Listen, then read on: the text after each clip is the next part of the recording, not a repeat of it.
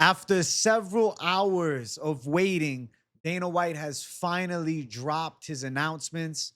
We got some damn good fights. Biggest one of them all, Islam Makhachev will fight Jack Della Maddalena for Jack's welterweight belt, looking to become two-weight champion. Take on one of the best combination punchers, maybe in MMA history, with Jack Della Maddalena. Also, same card at UFC 322. It's stacked November 15th. Valentina Shevchenko in the co-main event versus Weili Zhang. Super fight. Yes, Weili is vacating the strawweight belt. The rumors are true. I love the fact that she's fighting Valentina, and I love that we have an opportunity to see such high-level women's MMA and that they decided to make it, as opposed to giving a great contender in Natalia Silva the shot against Valentina, but a great contender, not a proven champion. I'd rather the super fight, but I hate that she was forced to vacate the belt. We'll talk about the fight that's for the vacant title at strawweight now in a moment. Also, Leon Edwards versus Carlos Prates. So Prates, he gets half of the wish. He said, hey, I want to fight in Rio and I want to fight against Leon. They said, listen, we're not going to bring you to Rio. We'll put you at MSG November 15th and you'll fight Leon Edwards. Love this. Sensational matchup. Leon looking to bounce back. He's thanking God he doesn't have to fight a grappler here. But shit, be careful, because the power hitter on the side of Prates is a terrifying force. Now, for UFC 321, they're adding more to the card. Umar Nurmagomedov, Mario Bautista. This is good for Umar. I'm glad that he's getting a hard matchup like this against the surging Mario Bautista. And it's like kind of a maturing moment for him, right? Gets to take on somebody that's a longtime UFC vet, riding a nice win streak. Him just coming off of a really competitive fight, but still a loss against Marab. I'm excited to see what he can do. And then we also have the fight between Verna Jandiroba and Mackenzie Dern for the vacant title in the women's strawweight division. Definitely Verna's a top contender, but I don't know how I feel about Mackenzie Dern, who not too long ago got knocked out by Andrade in a wash Andrade fighting for the belt. But this is the fight game. And also, I'd say this might be the biggest piece of the pie. July 4th next year, expect to be staying home and watching violent fist fights, because Dana White announced that they're doing it. The White House event is now official. He was in D.C. today getting everything figured out. So I want to talk about everything. I want to go more in depth with all of the fights and, even this White House reaction, because that's, to me, the biggest of it all. And I'll give you guys an early lean, early prediction, early breakdown, my thoughts on everything. But let's start from the top. Let's talk about this sensational super fight between Jack Della Maddalena and Islam Makhachev. Now, I said Islam's name first when I announced it initially, but that's due to the respect of the more longer reigning champion. Yeah, he's challenging Jack Della, but he's been sitting at the top. And ultimately, regardless of what the pound for pound list says with the UFC, Islam is probably the guy that really should be sitting at number one strong. Jack Della is sensational, though. I mean, was able to beat Bilal, dealt with his wrestling onslaught well, hit him with good punch combinations. Still competitive moments for Bilal. I will say this. A welterweight Islam Makhachev could be a different animal. He drains himself to make 155 pounds. And at 170, he may be at his true potential. We may have never seen just how good Islam can be. And at 170, I think we have the chance for it. Now, making a damn early pick for this fight, making a pick in general, even after the tape study, is going to be warfare. But I have this feeling that Islam finds a way. I think Jack was impressive versus Bilal, but I think the disparity in skill between Makhachev and Bilal, if they were to fight, I think Islam would win that fight at 170.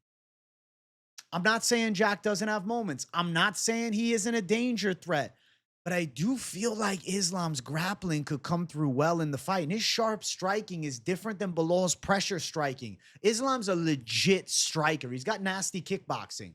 Snapping kicks, picks his shots well, outboxed Dustin Poirier. Say which one? Oh, but it's Poirier at 55. But then it's the, what about the different beast of Islam at 170 as opposed to 55, rather? It's a hard thing to do, which is make a pick right now, because when they initially had announced it as a high possibility, I felt like I was thinking maybe Jack Della. Now I'm thinking maybe Islam. The Sunday before the fight, is where you get the true breakdown. Here's what I think Jack Della could do if Jack Della's to win, because I do want to tell that side. He's gonna have to be able to not only stop takedowns, because he's gonna get taken down eventually. He's gonna have to get up fast. He does a good job doing it, but the level of grappling when fights hit the mat, that's the difference. Islam is better at top control, and he's much more of a submission threat than Belal Muhammad. Belal has good physicality and wrestling, right? He has the takedown element well, but he's not the greatest at control. He's not this vicious ground and pound specialist or much of a sub threat at all versus Islam, who has a lot of wins by submission. Is very crafty on the ground, very elusive on the mat too, with slick transition speed, on top of having good takedowns. Now, with the striking, I think that Jack Della was the faster boxer between him and Belal. Islam could match him in speed. And the level of grappling that Islam brings is still different than anything Jack Della Maddalena has seen before. Don't forget about this right here. The line that is always said, the lighter man's skill. The lighter man in Islam filled in to a 170 frame. This could be the greatest Islam Makhachev performance, bar none. So I kind of feel like I have to go with the guy that's trending towards GOAT status, as opposed to picking somebody in Jack Della that fought really well against Belal and is good, has had some competitive fights in the UFC against lesser opposition. I'm going to go Islam. That's where I'm feeling. I'm going to go with somebody that seems on the path to being one of the greatest of all time. But Jack Della's combination punching is a real factor. And if they're striking, if he's stopping takedowns, could he knock out Islam? Yes. Is it more likely that Jack Della wins by knockout as opposed to the contrary? Yes. But Islam's submission threat and his positional control, dominance, and sound ability to strike, I think they can lead him to victory. So early lean for me. I'm going to go with Islam for MSG. I just got a feeling inside that he's going to end up winning this welterweight title. It almost seems like the stars are all aligning perfectly, and it's just written in them, Islam welterweight champ. But Jack Della's a dogfight. And listen, Craig Jones is saying they got the recipe for the Dagestanis. I don't quite believe it. I don't quite believe it. I think they have some good defensive abilities for pressure-based wrestlers, but Islam is not just some typical Dagestani. One of the best, if not the best, him and Habib. So Islam Makhachev, I'm going to lean towards him. Let's talk about the other fight here. Also, I don't know what the odds are going to be like, but I'm assuming Islam's a slight favorite, or at least minus 150 to minus 200. Valentina Shevchenko versus Weili Zhang. It's so interesting to see them facing off, because in my mind, they always said, oh, well, Valentina, she's too big, right? She's too big for Weili. She's going to have a size advantage. I should probably have the tail of the tape up, and I'll get the tail of the tape. Give me a moment. When I think about Weili, I think about her ability to land takedowns at 115 pounds and her improved wrestling. I think about her strike speed, and I think about just her overall timing of her shots, her explosive combinations, her dangerous kicks, her power in her hands, and the fact that she is kind of like cat-like with her reflexes, really is like lands on her feet a lot, especially since the Rose Namajunas losses. All right, so Weili, 5'4", with the, 63-inch reach. On the opposite end, Valentina is going to be a bit of a different beast. It's not even on Tapology yet, this matchup. So you're really getting it off the rip right now, because Dana White literally announced it 20 minutes ago at the time of this recording. I know Valentina going to have a bit of a size edge. Both girls in their 30s. Valentina a little older at 37, 5'5", 65.5. Not much of a size difference. I don't know why in my head I'm thinking Valentina's bigger. Making a pick on this fight. My God. When I think about the hype of this fight, this is about as big as it gets with women's MMA right now. And obviously, Amanda Nunes, Kayla Harrison is big, but this is better for the purists. And you might say, oh, but Amanda Nunes is a GOAT, the GOAT, the greatest woman of all time, greatest woman of all time. And Kayla's a beast. Okay, true. But Amanda's been out for 2-ish years, 3 years. Kayla beat Juliana Pena, who was washed. And yeah, Kayla's good. I'm not saying she isn't. But this matchup is higher level as far as primes as well. Yes, Valentina's towards the tail end, but she's still the sitting champion. She's not coming out of retirement to fight Weili. And Weili is still the sitting champ at 115 up until this fight starts. But look at the challengers for the belt. My God, Come on. Does Dern beat her? No. I mean, maybe Jandiroba's grappling, you could argue, would give her a chance, but the level and striking difference is vast, and Weili can grapple. I've been feeling like Mother Time has gotten Valentina, but I've been wrong on the calls. But she lost. Hard fought fight, but still lost. Upset to somebody in Alexa Grasso, who I don't think is nearly as good as Valentina, or excuse me, as Weili.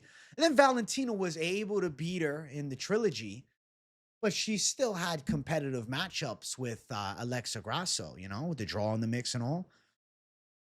I'm thinking to myself, Weili is definitely surging. Valentina was competitive with Man on Fiorot. Fiorot a lot bigger, right? So very different matchup. Weili is going to have this inside fighting advantage. I think she'll be faster with her punches in close. I don't know, man. Something is telling me Weili Zhang might have the goods to deal with Valentina, a 37-year-old Valentina. I think Valentina has shown more evidence-based signs of slowing down as opposed to Weili on the opposite front. I feel like Weili Zhang can end up pulling this off. I think she's going to be a bit of an underdog here. I'm going to lean towards Weili to become now the women's flyweight champ. And then I think they're going to do a rematch. I feel like you have to, with as big as this fight could be. And I think it's going to be close. There'll be moments for both, but I don't know. Something's just telling me Weili Zhang is going to have the style to give Valentina trouble, because Valentina, I don't see her with the ability to out-wrestle Weili. The flip side, I could see Weili getting her down. Then I think about the kicks. Like, yes, I think Valentina is sharper with kicks, but I don't think she's getting a head kick KO or a switch kick to the body KO or chopping at the legs and, you know, getting a TKO on the ground with, you know, you dropping her with the leg kick and finishing her like, you know, Johnny Walker and Mingyang Zhang. I think this Zhang's legs ain't getting chopped up like that. That's what I'm saying. I think Weili can win some of the boxing or a lot of the boxing exchanges in the closer range. I feel like her timing's better. Her reflexes are a little sharper. She just seems better to me right now. I'm going to go with Weili beating Valentina for this flyweight belt. Savage early lean, but I think she can do it. Weili might be the women's GOAT if she wins this thing. I'm excited as hell for this matchup. My God, I got to pop a Zin in. I'm having too much fun, guys. These type of videos are a pleasure to make. I'm riding high right now. I'm sitting pretty, man. I'm joyful as hell. Shout out to Dana White for getting them made with the UFC matchmakers today. Now, let's talk the next fight. Yes, Leon Edwards, Carlos Prates. Thankful is how I feel about this matchup, because Carlos Prates is just star power. I mean, he's awesome.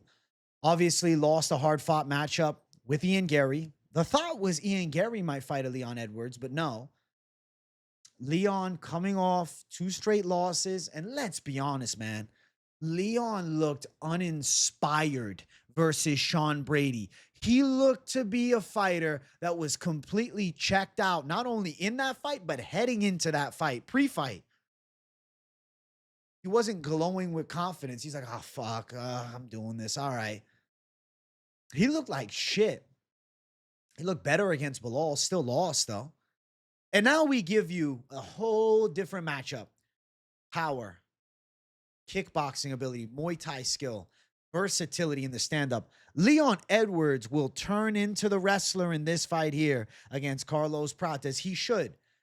Trying to kickbox with Prates, I don't think is a good idea for Leon. And some might say, oh, but look at Ian Gary. He was able to slip and move on him. Gary is primed, okay? Gary is also faster on his feet than Leon Edwards. He's more mobile with striking offense than Leon Edwards. Leon is quite good. He's a sharp stand-up fighter.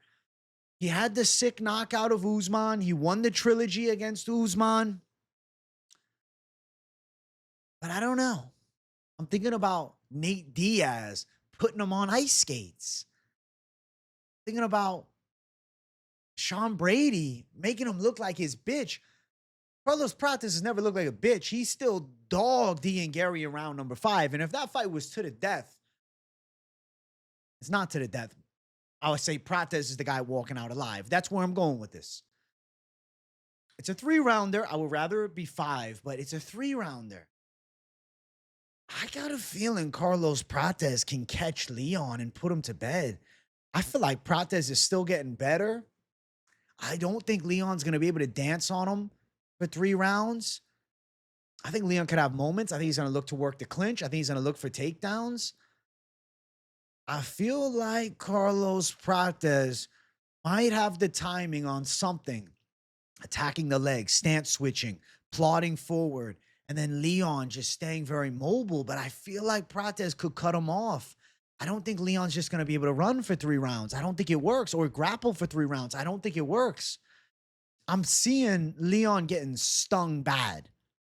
I think Prates might be knocking him out. I think Prates might be on title trek, to be honest with you. That loss to Ian Gary, I don't think it killed his stock or anything like that. The end of the fight rose his stock. The cult lord Prates smoking his cigarettes. Do I got a Marlboro next to me just for this? Listen, I don't smoke, but just for a Carlos Prates fight announcement, I'll at least put it in. I'll give some fucking respect to Prates. I think the way that I fucking look at it, I'm going to pick Prates here. I think Prates can go out there and do his thing. I want to put it in the ear where you can see it. But like more damaging shots, I feel like he's going to be a terror to deal with in this fight. I think Leon's going to get beat. I think Carlos Prates is going to find the chin. I feel like Leon's on the way out. I feel like Leon's on the way out, man. I don't know. Something's telling me Leon Edwards' best days are behind him, and Prates' best days are very much in front of him. And I don't think Leon's going to be able to win a boring decision, because if Leon is to win, it's a boring decision. It's going to be. If Leon's to win, it's going to be a clinch fuck. It's going to be a clinch fuck, man. Boring as fuck. And you're going to say, oh, man, Leon's trash. I'm going to go Prates. I'm going to say violence wins this fight. I'm going to say violence surpasses the control and the technicality. Even though Prates is incredibly technical with tons of fights in Muay Thai and kickboxing, I like this matchup for Prates. I think Leon's going to wrestle, but I'm going to say Carlos Prates finds a way. I think Leon's on the way out. And I'm going to say Leon Jeff Lacey Edwards gets beat by Carlos Prates. The Savages will know what I'm talking about. Yeah. Let me go Prates. I'm feeling it. 322 looks insane. Now for 321, we got Umar Nurmagomedov, Mario Bautista. This is a good matchup. Umar trying to get back on that title chase, and I think this is a proper fight. Mario Bautista just fraud-checked Patchy Mix, dominant Bellator champion who was supposed to surge up the ranks with ease and beat him no problem. And Mario Bautista dominated that fight. Mario Bautista boxed him up. Bautista's a workhorse. Great cardio, high output, can wrestle, can strike, good everywhere, durable, in shape, and absolutely a test for Umar. Now, I think Umar is going to be slicker, and I think if there are takedowns landed, I favor the side of Umar. Mario Bautista is kind of like the Mexican Marab of the weight class at this point, but I don't think he has that same wrestling strength, nor do I think he has that same level of chain wrestling attack, not only in the strength, but the ability to shoot. And I think that's what you need for an Umar. I mean, shit, Umar was close to Marab. First, second round, Umar's world champion if it's a 3-round fight. But over 5, that's where Marab gets to him. In a 3-rounder here with Mario Bautista, I think Umar's going to look world class for at least the first 2. But I think he's going to be a little bit on the more patient side early. I think he'll technically outwork Bautista. I think Bautista will look to bring pressure, and I think Umar is going to be able to counter-strike well. I think Umar could get him to the ground a bit. He could win some key grappling battles. I'm not saying he's just going to Hamzat Dricus Duplessis him. No. I think it'll actually be more striking than that, because Umar prefers the striking, but he does have the wrestling. But I think he could time some takedowns in the mix. I think Bautista's going to be relentless, but I think Umar's slickness and technical kickboxing skill will be superior to Bautista's pressure-based style. I do feel like Umar Nurmagomedov is pretty much a lock in this fight. I like the matchup for him. I expect him to be like a 3 or 4-1 favorite. Not that Mario Bautista isn't a savage and doesn't have a chance to have moments in the fight, but I think over the 15 minutes, it'll be pretty clear that Umar is better than him. Umar's still young and improving. I think he's still on the path to being, something of a UFC champion. I feel like it's eventually going to happen. And I think that beating a Mario Bautista is a must. And I'm looking at the trending post, completely off subject. Why is Demons trending #1 with politics? What the fuck? Dana White trending with sports. So shout out to Dana White. And Husker is down below. I don't even know what that is. Demons trending number 1. It's weird. No demons in this fight. Umar Nurmagomedov with an angelic performance. I think he's going out there and getting it done. Clean decision for him. And then Verna Jandiroba. Is she looking at me or is she looking at you guys? I don't. All jokes aside, I'm picking Verna. Mackenzie Dern will not hold the UFC belt. Verna will avenge this loss. If Mackenzie Dern becomes strawweight champion, I can't think of a more flawed champ. Listen, I like Mackenzie Dern. Most fans do. She's fun to watch. She's got a, butterface type look. You know what I'm saying? She looks good. She looks great. Her skill in striking, though, when she gets tested, it gets so reckless. It's just wild shit. Like, not technically sound, calm. She gets crazy. As much as she's improved, she still has that Brazilian jiu-jitsu craziness where she just throwing wild punches, Like she just got slapped at a gi jiu-jitsu tournament or some shit and she never done kickboxing. It's like she still has that in her. It's pure rage mode. And that's cost her. Verna on the other side is class with grappling. But Mackenzie Dern's a high-level grappler and beat her before. So, like, it's weird to say, but this could be like one of those weird, maybe she's the kryptonite matchups. Not that I want that. Not that I want that at all. I think it's better if that's not the case. Let me see here. I'm going to look for these ladies real quick. I want to bring it up real fast. Mackenzie Dern. Where's Mackenzie Dern? My God, I'm looking at the old era here. I should have had this up on the screen, but I don't want to change the page. I like this graphic. Mackenzie Dern, obviously, kind of like, why not give her a title shot? Coming off a 2-fight win streak, finished Hebos, and then Hebos went out and lost bad to Tabitha Ricci, though. Lupe Godinez decision, which is fair, but Amanda Lemos beat her, and Lemos fighting Suarez. To be honest with you, Lemos might be more deserving of a shot, or even Suarez, who recently lost. Both of them recently lost to Wei Lee. Knocked out by Andrade in 2023. So, like, 2 years after getting knocked out by Andrade, I guess, to be fair, she's 2-1 since then. She's on a 2-fight win streak. Is she really the best? Is she the best for it? Verna Jandiroba also beat Lemos. I mean, Verna's on fire right now. Most recent loss for her, 2021 to Amanda Hebos, and then she lost in 2020 to Dern. So this is a long time coming. Over 5 years, about 5 years in the making when it comes. It'll be like a month off from 5 years. It's at the Apex, too. How old were the ladies then? Verna was 32. Mackenzie was only 27. Verna has a late prime, though. She's 37, but she's looking better. I think Verna's going to win, but there is this weird voice that's saying, Mackenzie Dern might be the kryptonite to the style because she's good at jiu-jitsu and she's probably better at, she is better at striking. I can't talk shit only. She's better at striking. My God, is Mackenzie Dern going to find a way to win? Oh my God, I might have to go. I think Verna's going to win, though.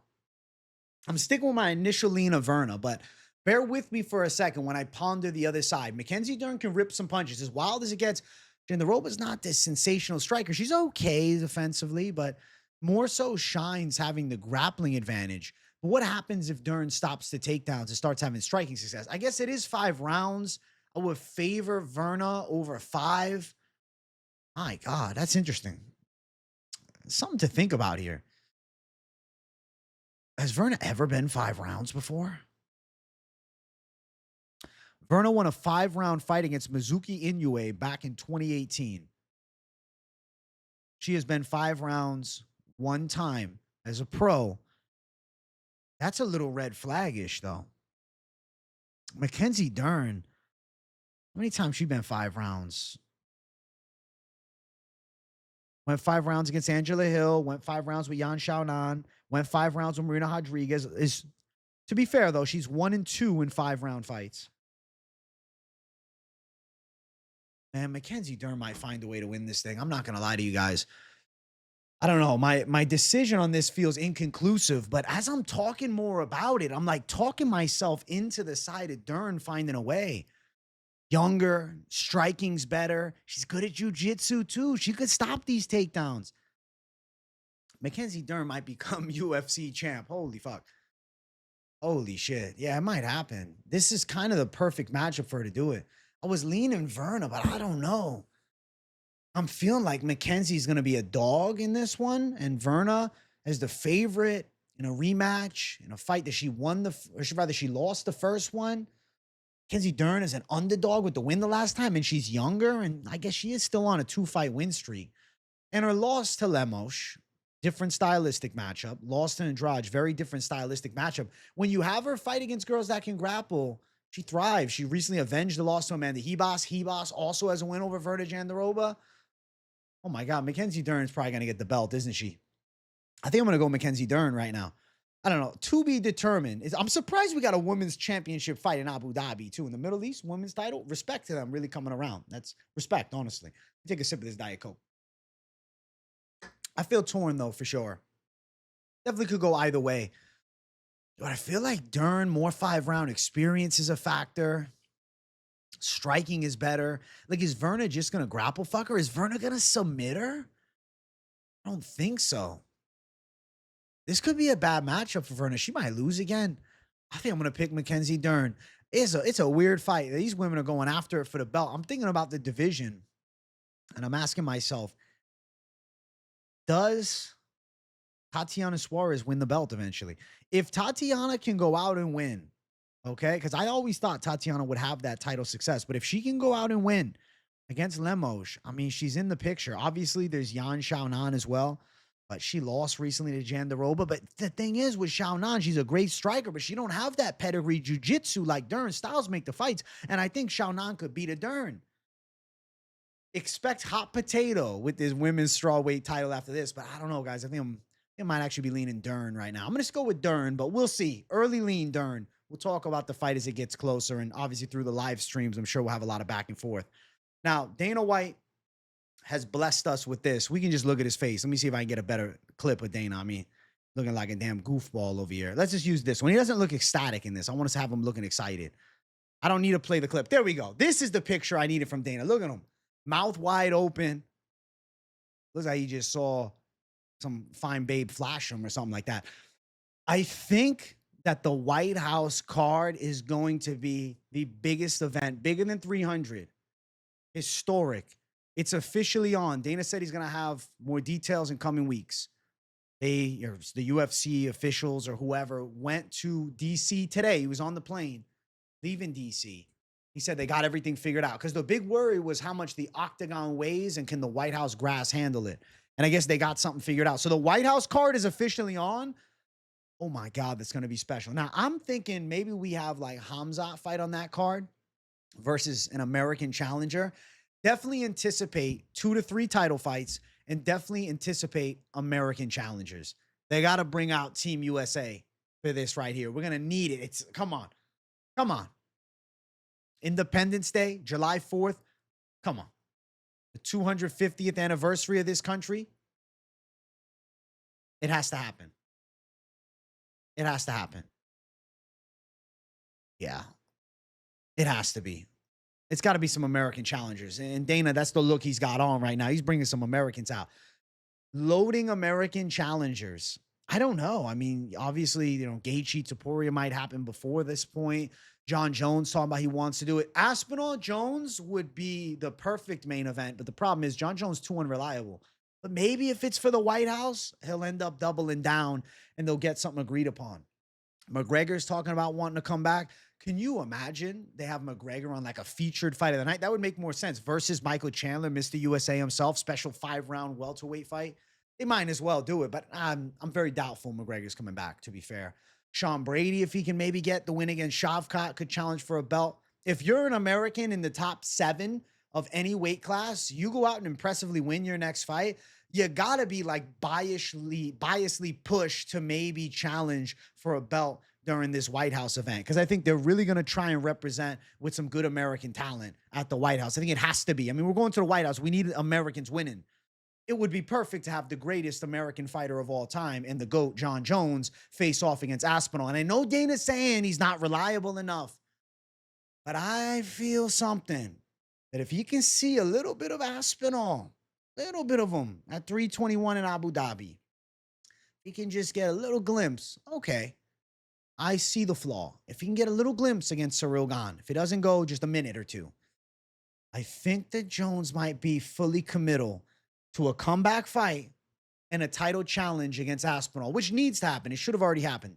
But at the White House, it's the biggest card of all time. we have to have the greatest American fighter of all time on it. It would be nonsensical to pass up on that option. I think it's going to be stacked from bottom to top. I think this is probably going to be the best card ever. I'm so excited for the White House card. July 4th, man, is going to be special this year. I'm happy that it's confirmed because I had my doubts when they were talking about the weight. I'm like, oh, is this going to fall through? Nah, it's going to be crazy. I don't know how the hell they're going to get 20,000 fans in there. I don't know if it's going to be limited entrance to the event. It's an outdoor event too on the White House lawn. Are they going to put like a tarp above it? What if it's a rainy day? I have no idea. Expect some protest outside, standing against the barbaric violence, and then, anti-protesters on the other side or counter-protesters. This is going to be perfect. This is the culmination of MMA 2025, or now 2026 for this 250th year anniversary of America. UFC championship fights at the White House. Got to be some American challengers. And I think Aspinall versus Jones is perfect for it. We'll see what happens, but I think John can come through. How many times has he ended up coming through for the UFC? I know he's fucked them over before with UFC. What is it, 151? He didn't want to fight on short notice with Chael. I don't know. Something tells me maybe. Something tells me maybe, man.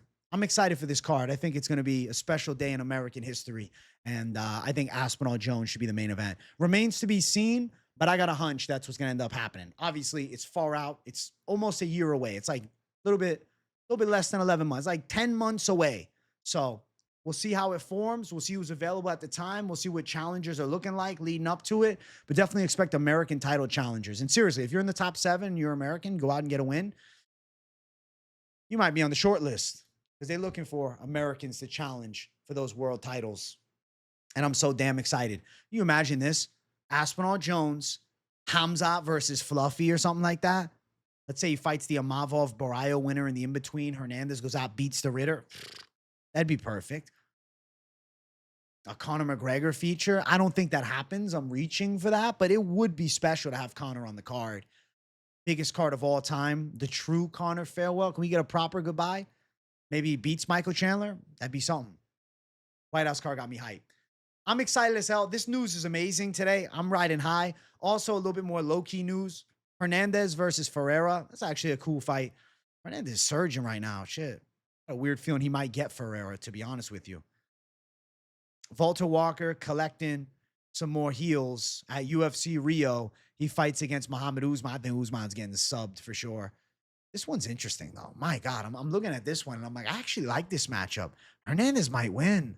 Goes from me picking against him with Chase Hooper and him proving me wrong to now he beats Diego Ferreira, but an aging Diego Ferreira. Listen, Hernandez beat the arch nemesis of Carlos Diego Ferreira and Benil Dariush, who's got 2 wins over him.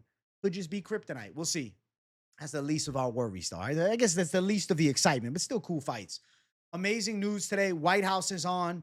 Jandiroba Dern will be cool. Fuck it. Umar versus Mario, sensational. Abu Dhabi card's amazing. UFC 322 is great. UFC 322 is going to be a card of the year. Weili and friggin' Valentina, Prates Edwards, main event, Jack Della versus Islam.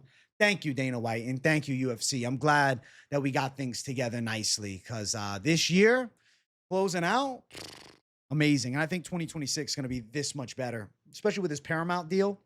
I think it's going to be a blessing for us fans. So I'm expecting a great year. I hope you guys enjoyed the news reaction. Definitely let me know in the comments. Do you like the matchups? Do you like some of the early predictions?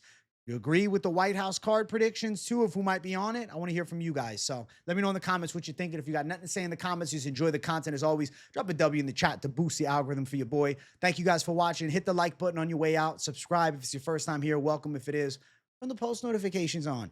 You don't want to miss a video or live stream. UFC off week this week, but I'm still dropping the savagery with the news reactions and the daily live streams. And Sunday, I'll be back with the Paris full card breakdown. All right?